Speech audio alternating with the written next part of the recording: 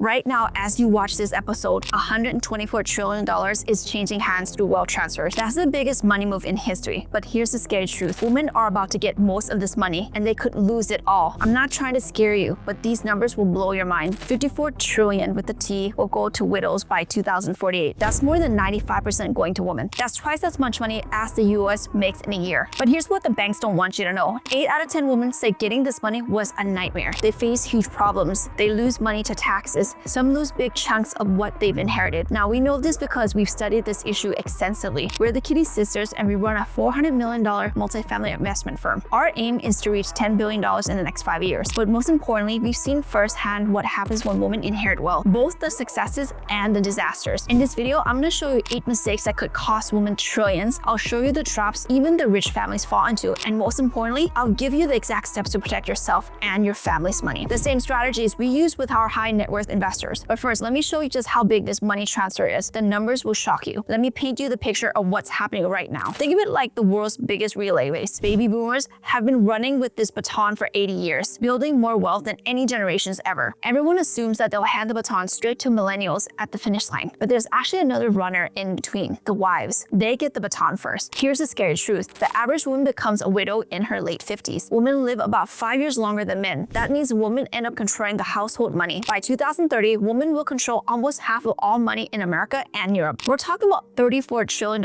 in just US alone. But the worst part, right now, 53% of women's money sits doing nothing. It's not investing, it's not growing. Compared to men, only 45% of their money sits idle. This is either a $1 trillion opportunity or a $1 trillion disaster waiting to happen. Now, let me walk you through the 8 mistakes that could cost women trillions. I've studied hundreds of cases. These patterns show up again and again. Mistake number 1, nobody talks about money. We've seen this heartbreak close up with our own investors. When their husbands tragically passed away, these women were left completely in the dark about their own investments in our multifamily apartments. Picture this, you're grieving the loss of your life partner, and on top of that emotional pain, you're scrambling to figure out the basic questions. What investments did he make? How do I access them? Who do I call? How do I get ownership transferred to my name? How do I even log into the investor portal? These should be simple things, but when you're mourning, even simple things feel impossible. No woman should have to navigate financial confusion while her heart is breaking. Remember how I said 8 out of 10 women have problems when they inherit money? The number 1 reason, no one talks about it beforehand. Here are the shocking numbers. 56% of married women let their husbands make all the investment decisions. Only 25% of couples ever talk about passing money to their kids. Even worse, 30% of women say they'll never have these conversations. Think about that. Almost 4 out of 10 women are walking blind into the biggest money event in their lives. Only 12% of women have talked to financial advisors about inheritance. That means 88% are totally unprepared. Let me tell you about Sarah. Her dad owned a successful business. He never talked about money, never shared details. When he died suddenly, Sarah found out he had business accounts she never heard of. Complex investments. It took her 2 years and $50,000 in legal fees just to figure out what she inherited. She lost 15% of her inheritance just to paperwork and delays. Mistake number 2, the boys club problem. Here's something we've noticed. Men and women have completely different energy around money discussions. Most investment rooms looks like a locker room, all testosterone and competition. Look at my returns. Check out my huge deal. Who's the biggest player here? Like, that's the kind of conversation we hear all the time. We've watched incredibly smart, successful women walk into these rooms and immediately feel the vibe. Some get intimidated, but many others just say, I don't need this energy in my life, so they opt out entirely. And that's the tragedy. These women aren't less capable. They're often more thoughtful investors than the loudest guys in the room, but they'd rather skip the opportunity than deal with the atmosphere. Here's a number that'll blow your mind. Only 23% of financial advisors are women. In Europe, it's even worse, 18 to 20%. But it gets deeper. Look at the people who run investment deals. Whether it's businesses, multifamily real estate, or tech startups, most are men. Only 16% of venture capital partners are women. In private equity, just 11% of senior people are women. In real estate investing, only 9% senior roles go to women. This creates a huge problem. Women are entering an investment world built by men for men. The decision makers don't understand how women think or what they want. But here's the thing, that's what makes us the Kitti Sisters, the turquoise fish in a sea of goldfish. We stand out because we're different. As women in investing, we bring something that the male world lacks. We understand women's challenges because we've lived them. Research shows something amazing. Companies with at least one woman making investment decisions beats all male teams by 1.76% every year. Teams with both men and women beat all males team by even more. But here's the problem. Most investors think that the husband makes all the financial decisions. They build relationships with the husbands, not the wives. So when the husband dies, the wife feels disconnected from her own financial team. Mistake number 3, playing it too safe. Women are called scared of risk. That's not true. Women are smart about risk. They think before they act, but this can be a trap. Women keep 68% of their money in cash and bonds. Men keep 59%. 29%. That sounds safe, right? Wrong. It's actually risky in a different way. Here's a math that'll shock you. Say you inherit $1 million.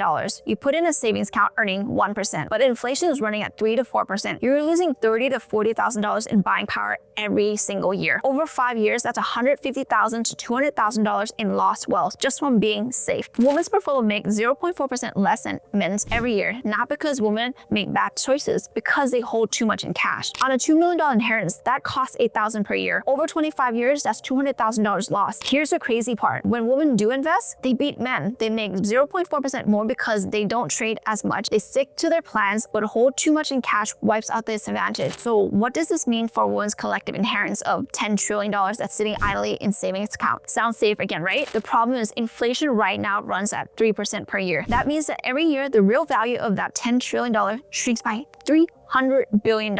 In 10 years, the untouched $10 trillion would lose about $2.6 trillion in purchasing power. In 20 years, it's down to $4.9 trillion. In 30 years, a single generation, the original $10 trillion would effectively only buy about $4 trillion worth of goods and services. If you count inflation at 3%, this is what it means. It means that in 30 years, $1 saved would be worth only 41 cents.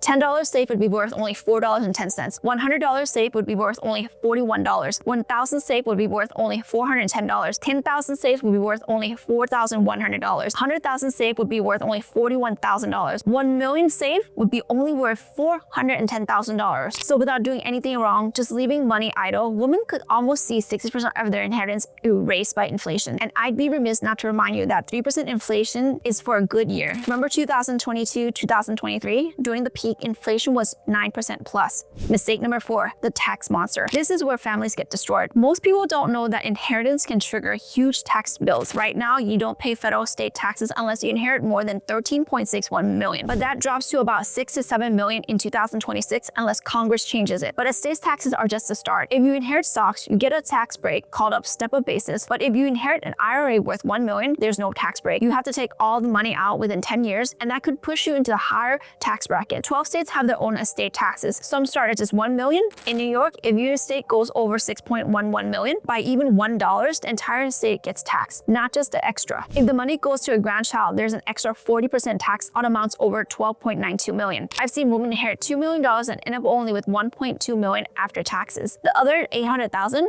gone to taxes that could have been avoided. Poor planning costs American families $40 billion every year in unnecessary taxes. That's $40 billion that could have stayed with the family. Mistake number 5, feeling alone. When women inherit wealth, they often feel isolated. Friends treat them differently. Family acts weird. They don't know who to trust. Everyone wants to sell them something. The numbers are so scary. 70% of wealthy families lose their wealth by the second generation. 90% lose it by the third generation. One big reason? Bad decisions made while feeling alone. 76% of wealthy women say financial professionals don't understand them. 58% of widows wish they've been more involved in money decisions while married. This loneliness leads to bad choices. Some women give away too much too fast to avoid feeling uncomfortable. Wealthy women give away 89% more to charity than wealthy men. Being generous is great, but giving away inheritance without planning can leave one broke. Others freeze up and make no decisions at all. 41% of wealthy women keep more than 20% of their money in cash. That's way too much. That's exactly why we created the Wealth Beyond Me community. As the Kitti Sisters, we started this community because we understand what women go through with wealth. We've been there, and we know what it's like to be in a room led by 2 women, to have people question our expertise, to navigate the industry that wasn't built for us. Our Wealth Beyond Me community gives women a safe place to learn and share experiences. It's not just about money, it's about knowing you're not alone. Number 6 mistake, the family office trap. As wealth moves to women, we're seeing more family offices. Sounds great, right? But here's the problem. It's still a boys' club. Only 32% of family office workers are women. Just 23% hold senior investment jobs. Women entering this world often find themselves as the only woman in the room. They deal with investment strategies and don't match their values. 84% of women care about investments in good causes. Only 67% of men do. But traditional family offices are slow to change. Mistake number 7, the generational gap. Young women inheriting money want completely different things than their parents did. They want transparency, they want impact, they want control. But the wealth transfer system were built for a different generation. 83% of millennial women want their investments to match their values. Only 45% of baby boomer women feel this way. This creates family fights.